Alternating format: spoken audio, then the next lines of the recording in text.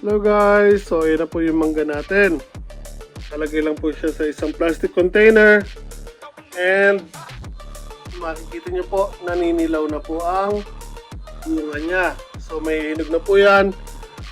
Yung isang bunga dito na hinog na po, pasensya na hindi ko nakuha na ng video. Kasi nung nakita ko, pagkagaling sa Pinas, hinog na po. Hindi ko na po siya nakuha na ng video. So again, ayan po, yung mangga natin. Andito po tayo sa Japan.